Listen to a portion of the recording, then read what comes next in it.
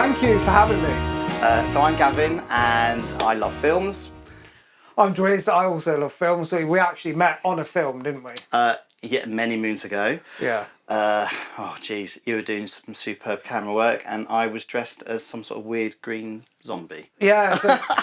So yeah, we've known each other for 12 years. 12 years, I think. God, that's ages, man. That is a long time. And we've only just come around quite organically, didn't it? This idea. Yeah, well, basically over COVID, really. I'd never had this, so my friend, who's a brilliant joiner, Jordan, he and I had an idea which was based around me seeing a cinema seat for sale for £1. A guy in Birmingham just wanted to get rid of it. £1, no reserve, and it was a brand new cinema seat. So I said, I'm having that. I didn't actually have a cinema, but I thought I'm having that. Wow. So we went and picked it up and then got it back here. And then I sent Jordan a message saying, do you think you can build a cinema around this seat? So that £1 turned into exponentially like thousands of times more. Yeah, that's right. And like, I don't know what he must have thought. He's a bit of a nerd like me, really, when it comes to films. So after we got the seat and then he started to show me the designs and stuff, I was messaging him different things. Do you think we could have like it looking like it's Bilbo Baggins' house inside? What, you said that to him? Yeah. And he was like, yeah, okay. And I was like, okay, man, let's do that then. And then it just kind of grew and grew from there, really. Oh. Along with the stuff that I like to collect as a true film nerd, like your good self. Yeah. Well, I think later on in our journey with man caves and margaritas, we can maybe do a studio tour. Yeah. And show, you know, and the idea behind man caves and margaritas is that I've also got a man cave. Whoop, whoop. So we're going to take it in turns, going between mine and yours, taking it in turns to choose a film for the other one to watch. Mm-hmm. So what film have you got? Well, first of all, we should do a little cheers. This is our first cheers. It's not actually a margarita. I did try, but the co-op didn't sell them. So, strawberry daiquiri. Chin chin, old chap. Oh, that smells good. Strawberry daiquiri. Yeah, I hope we can talk about this afterwards, because I've got another one in the fridge that I might have. That's nice. That's all right, actually, isn't it? That's quite nice. Should we call ourselves Man Cave and Strawberry Daiquiri? No, it's too late now. Right, so the film choice. My film choice is a cracking film from 1993. So it's, what's that then? 2003, 10... 29 years old. Oh my God. 29 years old. So 1993, scripted by Quentin Tarantino and directed by the late great Tony Scott, the brother of one of my favourite directors, Ridley Scott. I know what it is. Go on then. I forgot his name. Hold on. He basically, the money he made from penning the script, let him do Reservoir Dogs. Is that right? Spot on, mate. Yeah, that's right. True Romance. That's it. Yes. Hey. Great. Okay, so I hope you enjoy. When did you last see it? So I think I've seen it twice, but I think I saw it in the year it was released, and then literally a year later. Oh, so you were lucky enough to see it at cinema on its first release? I don't know if it was at the cinema, to be honest. God, I saw it. So Broadway. Do you remember? Do you remember when the Broadway used to do like their mystery film and stuff like that? Yeah. I think I saw it when it was a mystery film at Broadway. Wow. Yeah. I know they did Pulp Fiction as a mystery film one year, and I'm pretty sure. Haven't they got a poster upstairs in Broadway signed by Quentin Tarantino? Yeah. Is that for Reservoir Dogs? Yeah. Well, don't mention it out loud. So I'm still trying to half-inch that.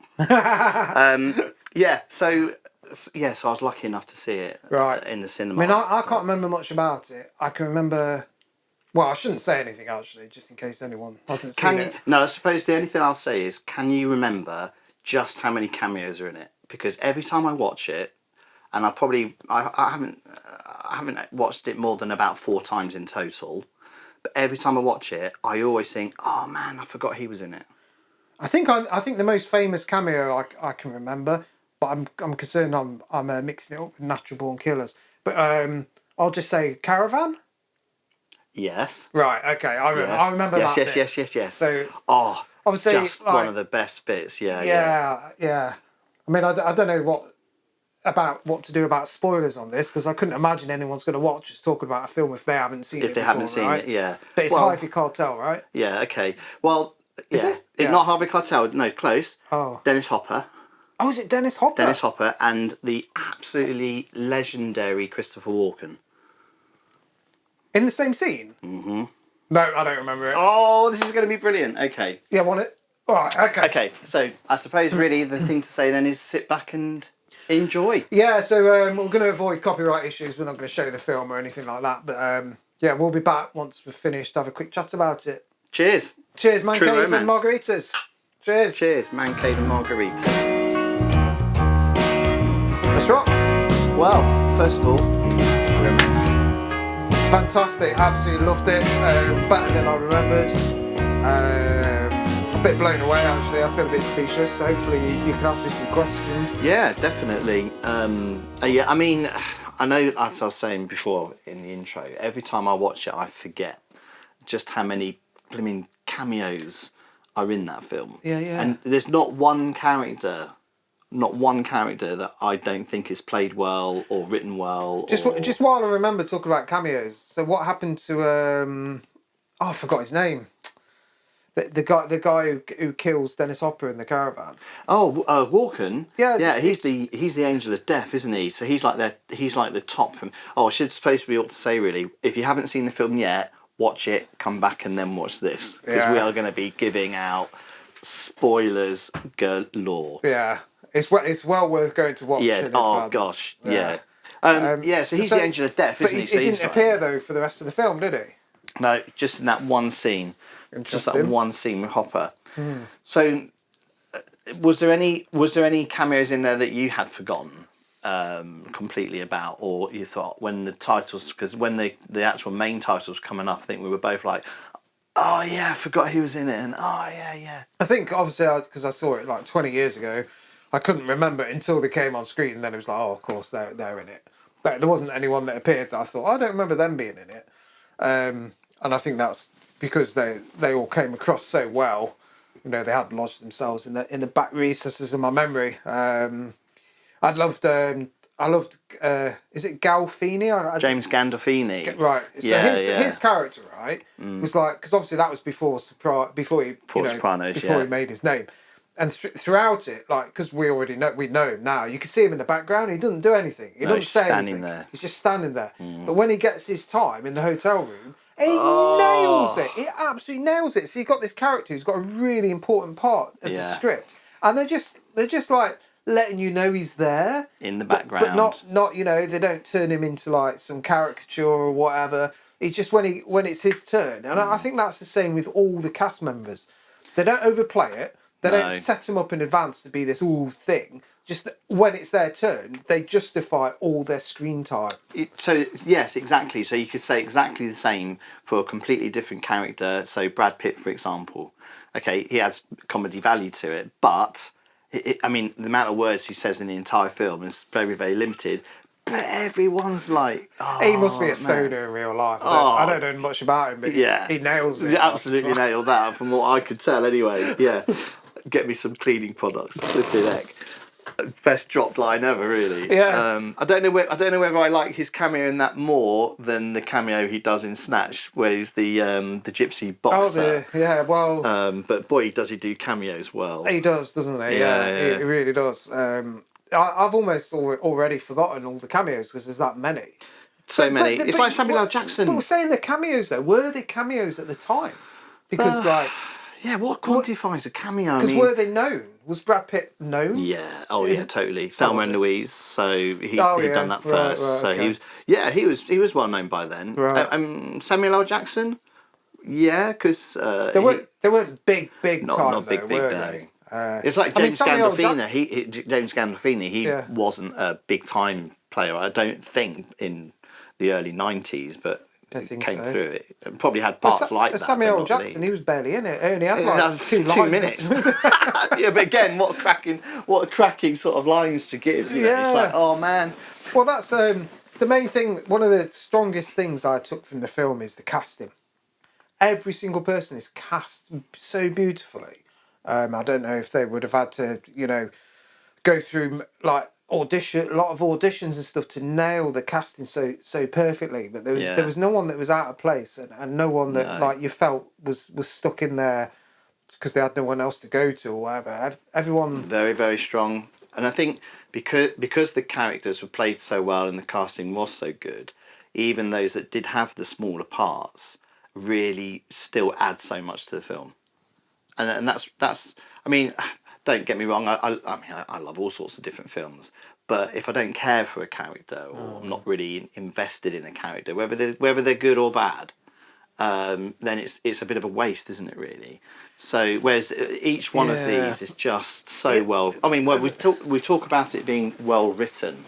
You can tell, can't you, that it's Tarantino's film, brilliantly directed by again Tony Scott. But you can tell you're watching a Tarantino film.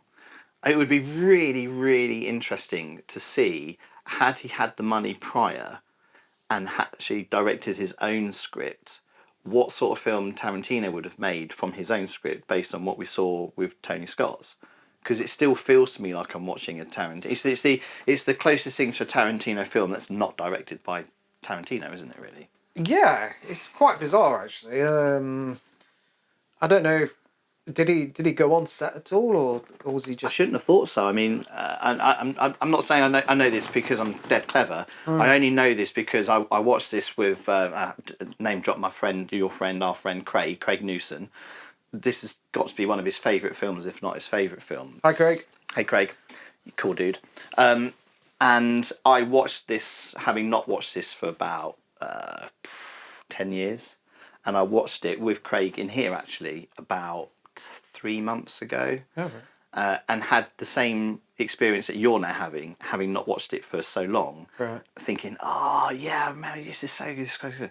So at the time I was interested and I wanted to see, because I can remember obviously it being Tarantino's script, a lot of people know that and stuff, but I wanted to know how much did he get for it, because all the talk of it funding Reservoir Dogs, I thought, well, he would have got quite a lot to be able to fund Reservoir Dogs, for example, but he got 50 grand. He didn't fund him Reservoir Dogs himself, did he? I don't think he would have had the money to do it, but he got 50 grand for the script, and he used that 50 grand to either then, I don't know, try to get more funding. I mean, the Reservoir Dogs would have cost more than 50 grand to make. Oh, yeah. So I wouldn't have thought Tarantino would have had, other than getting paid and having the money for his script, he would have had an awful lot to do with that. No. I mean, Tony Scott's a big player. I'd be interested, to see how that all happened. But it definitely feels like you're watching a Tarantino film. Even the cinematography is kind of like, it's not a million miles off what Quentin Tarantino likes to go for. No, it's really. I mean, I really like Ridley Scott. My favourite films. What's your favourite film? What? My favourite film is Alien. You're going in. Right, so that's Ridley Scott, Tony Scott's brother. Right. So I really like Alien, and I know Ridley Scott did a lot of music videos before he started to do film, The Duelists and things like that. Yeah, he did a lot of I can imagine. I would imagine Tony Scott was the same. No, I have no idea. I would have thought so, the brothers, so I would have thought he probably came up in the same sort of environment. Right. So lots of music videos, lots of influences. So you're thinking they might have the same kind of cinematography influences. Yeah, that's right. You know, hence that lighting and stuff like that. You know, the lighting was very good. It's very, very atmospheric. It's very of its time. Yeah, you're right though. Actually, you're right. It could, if he hadn't have known that wasn't directed by Tarantino, you wouldn't be like, no way, that's so not. So is that just a fluke? Do you think? I mean, it's the dialogue, isn't it? Obviously, there's a lot of monologues in there where they just go off on some crazy thing, and that's very Quentin Tarantino, and Tony Scott decided to keep on the person doing the monologue. You know, gave him enough time to breathe and stuff. So I think that's where it comes from, and I'm sure after I can imagine if I'm looking for a script to put forward and someone sent me Quentin Tarantino's True Romance, I'd be like, I can see that. I can see how you can make that. Yeah. For reasonably low budget. and then once it's been made, you can see people thinking, hey, this Quentin Tarantino guy, got it going on. yeah, he's got something here, because it is very of its time, isn't it? Oh yeah, I mean that's watching that it's like it's 90s through and through. But I'd also say though that rewatching it like say 29 years later, I think that's aged brilliantly. Yeah, compared to what most films would have aged, yeah, it really has. And I guess that's down to it is the script, isn't it? So well written. Like we were saying before, the characters, the and dialogue. the editing's really tight as well. Yeah. Because usually I notice editing, and I didn't notice the editing, which is how I know it was tight. Because if there was anything off or very overly 90s about it, I would have picked up on it. Yeah. But in terms of aging really well, I didn't even notice anything that took away from like the flow of it and the immersion. It's really well done. So here's a question for you then. In Tarantino's original script, and there is a version of this that you can see. I think you can see it on YouTube. I'm not sure. I'm pretty sure you can see it on YouTube actually. The end, the alternative ending. Oh, right. But in Tarantino's script, Clarence actually dies. Right. He dies in the hotel, and so then they finish it differently. So thinking along those sort of lines, and then having seen what you've just seen, which one do you think would work the best for you? Well, I thought he did die at the end, actually. That's how I remember it. Yeah. So, have you heard of the Mandela effect? Yeah. Oh, yeah. C-3PO's gold leg, but it's actually lead. I thought he had died. So I was surprised when he woke up again. No, do you like a happy ending? I think I prefer the ending. You prefer this happy ending, yeah? Yeah, I think. Yeah. Because it's quite a miserable film. It's quite dark anyway. Oh. It's quite sad anyway. Oh, if they, for him to die, if he just died at the end, it would have been like, I'm not really taking any joy out of the film afterwards in terms of just how I feel. They get the money. They get away. Yeah. He's lost his eye. And they didn't deserve to get away. No, not really. The only thing I wondered about it actually, so I was talking about how the characters that they're not given like a setup.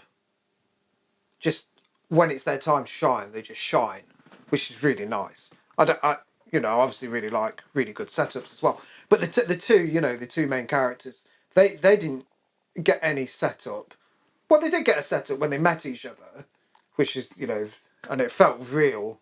It felt like a true romance when they did meet. But there was nothing in the setup that would lead you to believe that these two don't give a fuck badasses that could have pulled any of that off and survived any of it. That's the only thing I think could have been maybe hinted at a bit better. Yeah, in other words, what's Clarence's background prior to this? Because the fight he has with Oldman.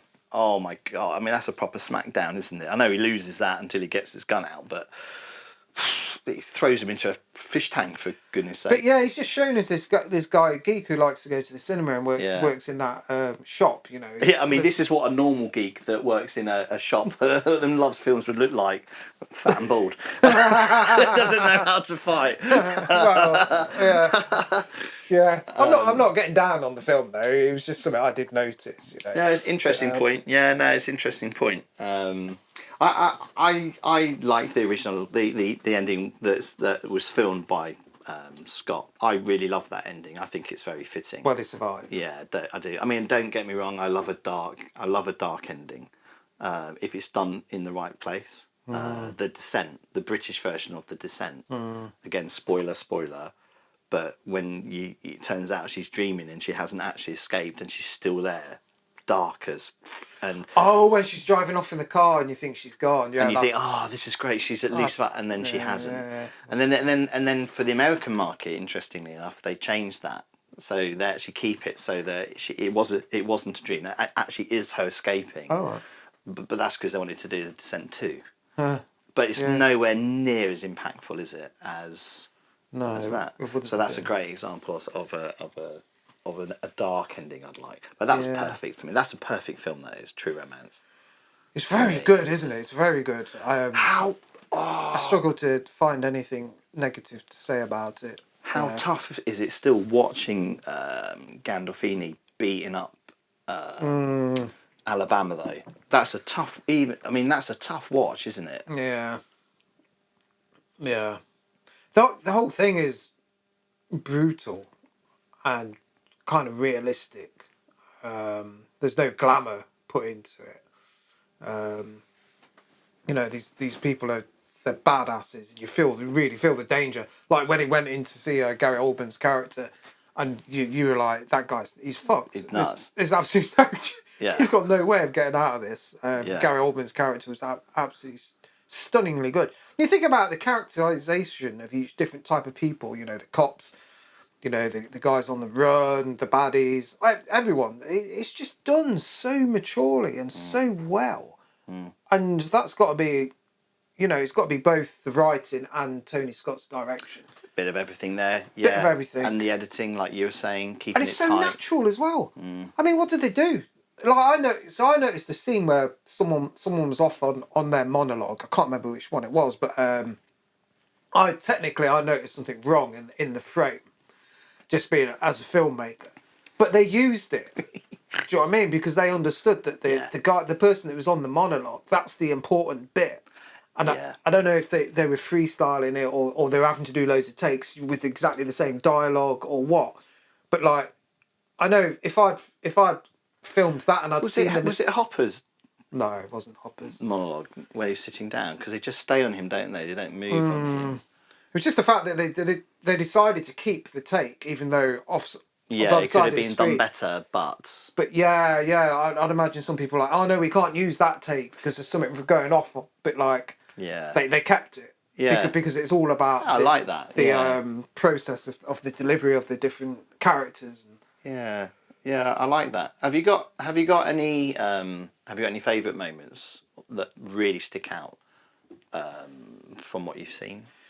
I mean, the start was brilliant. I thought the setup between them meeting each other and falling for each other straight away, instantly knowing like a lot of love scenes. I mean, a lot of couples that come together on screen and they fall in love straight away. And you don't believe it for a second. The chemistry's not there. The chemistry's not there. The interaction's not there. There's no reason for them to think. You don't believe it. But with these two, there is such a thing as love at first sight, and like I felt like I've been in that position that he was in. Where you meet someone and you're like completely blown, like straight away you just like.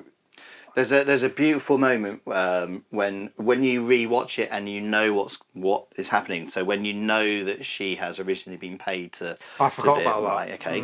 So there's a really beautiful moment when they're in the comic shop and he's talking to her about the Spider-Man comics and he's telling all about the ring from the Spider-Man and all this sort of stuff.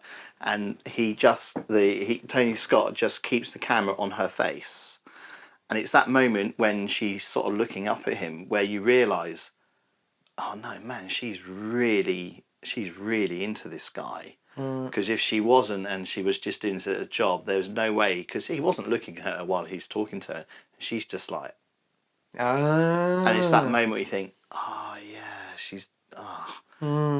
get it. It's funny when you watch something again, but with the knowledge prior, you start to see these really clever little things that they've done just to... strengthen the character and stuff like that, Yeah, beautiful. Yeah. One of the scenes that always gets me is when Hopper, Clarence's dad, is saying goodbye to Clarence, but we know that in another couple of scenes' time, Walken's going to turn up and poof. So it's the last time he actually gets to talk to his son and hug his son and tells him he loves him and they part ways and wow. I didn't realise it happened so quick. I can remember that it does happen. And I just think, such like, oh no. I mean, the characterization of Walken's character, like his persona, is absolutely shocking. I mean, you would absolutely shit yourself, wouldn't you? Honestly, I'd be telling him everything. I know. If I had a son, he'd be dead because I would literally tell him everything. The look on his face, like the jawbone and like the angular features of He's got that lovely little brown skin tan going on. He's the Sicilian look. He's got a little twinkle in his eye, and you're like 100% convinced that this guy's going to make your life just hell. Nuts. And again, it's just little things like after he's just brutally shot. Right, and he's saying like, I've never shot. This is the first time I've actually shot someone myself in however many years it was. He then he then turns back to exactly the whole person. So although he was laughing at Hopper and stuff like that and turning around, it was an act, obviously. But it's that bit where he spits his gum out. It's like that ultimate, poof, and he just his gum out. And it's like, oh, you really are just. Yeah, that's the scene that definitely stuck out from when I first watched it. You said Caravan, didn't you? Which is weird, wasn't it? The setup again. The setup for characters like Dennis Hopper's character. There's no setup to let you know that he would be like able to stick up for himself. Well, not stick up for himself, do you know what I mean? But for him to tell that story. Yeah, he knew he was going to die. Yeah, and there's no setup for his character for you to think he's going to be like that.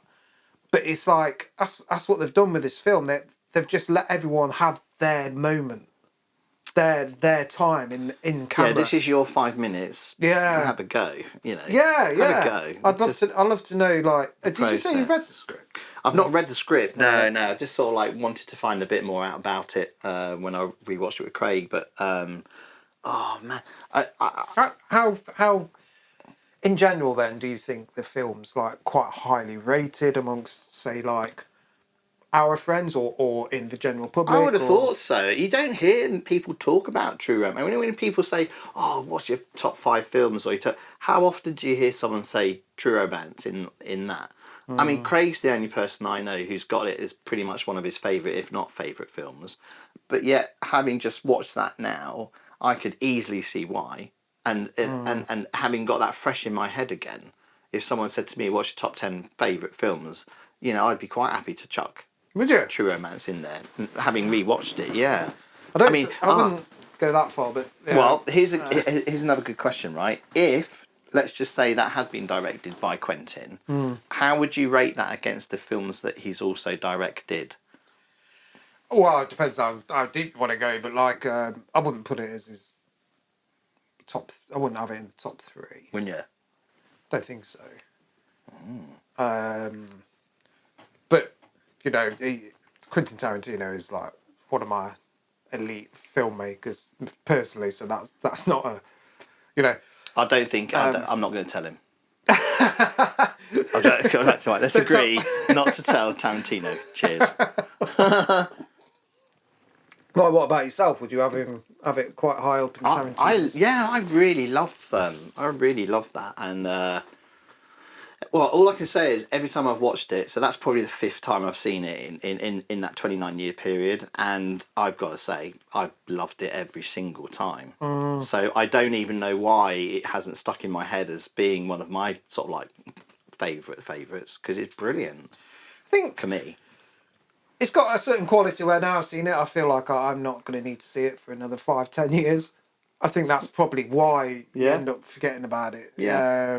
Because it's not generic or anything, but it's not bringing anything new.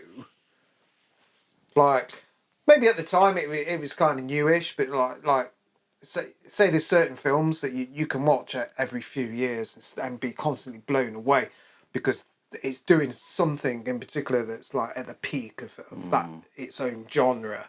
Or its own influence, whereas true romance doesn't quite step into the elite for me like that. Do you think maybe that's why it's not at the top of people's lists? Yeah, I think that's probably exactly what it is.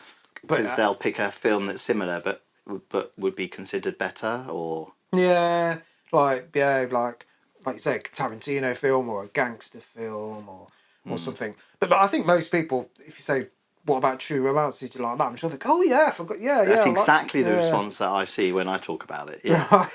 yeah. That is exactly the response. They're like, "Oh yeah, no, I forgot about that." It's like, yeah, you've forgotten about it, but why have you forgotten about it? Because it's so good. Maybe it's like what you're saying, isn't it? It's good, but it's not good enough to stick for some people. I think so. Plus, in that era, there was quite a few other films kicking off and being quite influential. Big. Yeah, man. I mean, the 90s for films were just. I hope best decade. Yeah, absolutely. I hope some of the ones you pick are 90s. Well, funny enough, like that. So the next one we're doing, we're trying to do one of these every fortnight. Yes. I've got my own man cave to go to, but it's not quite. I don't know if it's going to be ready. But so I had picked a film, but then I realised it's probably in the same kind of genre, Don't mind, mate. time period. I think I'm going to choose. Oh, you're going to change it? I think I will. Oh, he's going to keep me dangling. Okay. All right, dangle. That's cool. I'll pry it out of you. No, that was brilliant. Thinking about films from the 90s, there's definitely some that you watch now and cringe, isn't there? Yeah, there is. Definitely. Even whether it's based on the language being used or the way they've treated certain characters. But, I mean, there's quite a lot. If you think about it now, there's quite a lot of racial stuff going on in True Romance. With the language and stuff, you know. There is. Is that something that you think has changed in modern films, or is it just the fact that we've got used to hearing it a lot over the years in film? Well, I think like True Romance, it wasn't like a big budget. Like, you know, nowadays we've got a lot of like massive budget, family friendly films coming out that are very woke and very PC. You know, but still independently now, you can still see lots of movies that aren't scared to shock, you know. Yeah. And I think it's hard to shock now in a way, really, isn't it? Don't you think? Because we've already seen, or it's like a horror film, isn't it? It's very difficult. I don't know about whether you feel this, but it's very difficult for me to watch a horror film and find it original. Not to say I won't enjoy it, but I'll enjoy it even more if it's something that I've liked and it's original. Oh yeah, absolutely. But in horror as a genre, I mean, everything's been covered. Well, you think it has. Yeah, there's only the odd few that can come through. I think that maybe with True Romance, there's been so many films like that maybe a lot of people don't see it as being, you know, the elite of what I was saying, the most influential type. Too many to choose from. It's interesting what you say about the language and stuff. A couple of years ago, I watched Friends when it came on Netflix, and I was shocked. Have you ever watched Friends? Not recently, I haven't. I used to watch it back in the day religiously. Oh my God, it's so homophobic and sexist. Is it? It's absolutely insane. Really? Fat shaming, body shaming. Right. It's quite actually shocking. And it's shocking to think like at the time I didn't even notice. Wow, okay. But like you look at something like True Romance, that's just real. The you know, there is a lot of like connotations with the language and about races and stuff they use, but it's done in a very the whole thing's realistic, isn't it? Yeah. It's done like these. It's as the character would speak. Yeah, their characters exactly how you would expect them to be in their world. Yeah. Yeah. Does that make it less or more shocking? What, for True Romance? Yeah. Probably less shocking, I suppose. I say less. It's not done for shock value. No, it's not. These characters are very real. They seem very real, don't they? Yeah. In talking about just doing things for shock value and stuff like that, it's like there's not really anything in that film that has been wasted. Don't you think? Do you mean in terms of what? Screen time, scenes, screen time, scene shots. It's like you're saying, it's tight. The editing's great. You're not watching it, are you? Thinking, or afterwards thinking, they could really have taken that out. It didn't really add anything to it. Or where's this going? Or where's this going? Or what's the point? Or who's the Let me ask you about the soundtrack. Tell me what you think about the soundtrack. Well, I already said to you beforehand. I like the soundtrack. I think it's a great soundtrack. Although the thing that I remember the most from it is always that. So when I think about the True Romance soundtrack, that's the one song I always think of. Yeah. And again, like the cameos and the actors and stuff like that, I've forgotten what other songs were being used in it because I could only remember that. And it's great. I like it. What did you think? I thought the sound mix was a bit odd. So when they're just chatting and stuff, it's very clear. But then when the action scenes kick in and the music blasts out and there's like the cacophony of noise. Oh no, the lights just the batteries just. I'll put the big light on. Okay. That's what you get when you hire. When you waffle on. Are we off? We're rolling, yeah. So that's what happens when you have a friend that. No, I'm just joking. You know, Who doesn't charge his batteries? So you were saying that it's got nothing to do with the fact that we're both old and we can't hear the dialogue when the action scenes are kicking in. No, I wasn't saying that. I was saying you can hear the dialogue perfectly, but when the action scenes kicked off, everything was so loud. Loud, yeah. Yeah, that it was really like a wall of sound. And then when it all finished, you was like, oh God. It was quite intense when it actually, you know, when the violence kicked off. When the violence kicked off hardcore, didn't it? Yeah, very much so. Yeah. So you never answered it. What is your favourite film? I don't really have one, to be honest. I don't. I don't. I'd say Changes. Changes. Does it change? There's not a film called Changes. Did you film? No, I could give you like 5 or 10 films that are like my favourite films, but I couldn't put them in a list. I couldn't. Someone did ask me though, like, why do you want to know? What do I want to know? Yeah. Oh, there's a possibility I might get to see him, I suppose. Oh, I see. Oh, okay. Maybe you shouldn't tell me and keep it a surprise. Well, I know. Like someone said, you know, what film would you take to Desert Island? We did that thing with a group of friends, and I know we are watching the film I chose at some point. Oh yes. Well, yeah. You know, that is it's a given. That's the first on my list. Yeah, it's a given, right? Yeah, of my favourite movies. Can we watch it here though? What, you don't want to watch it on my massive projector? Yeah. Oh yes. 150-inch screen. All right, calm down. Jeez, it's not that kind of podcast. Wait, what did we watch on my projector around my house? Alien. Oh, that was my Alien, favourite film. Yeah. Are we going to watch all 3 Lord of the Rings or just one? Because all 3's a bit. I think we should watch one. Yeah. Watch others, and then come back to it. Let's watch Lord of the Rings here then. Yeah. Okay. Cool. Which one? 3. We'll start watching the 3rd film. Watching backwards. Oh my God! So there's this hobbit who's picked up a ring out of Mordor and then walking backwards. Like floats up out of lava to give Frodo a ring. Always walking backwards. And then the eagles are like, "All right, where do you want to go?" Yeah, okay, let's do that. That would be fantastic. Spoilers. Oh yeah. Well, I don't know about you, mate, but I thoroughly enjoyed that. Thank you very much. I'm just going to tell you what film. Sorry, carry on. Yeah, I was just going to say how much I enjoyed that, watching it with you. Looking forward to our future Man Cave adventures.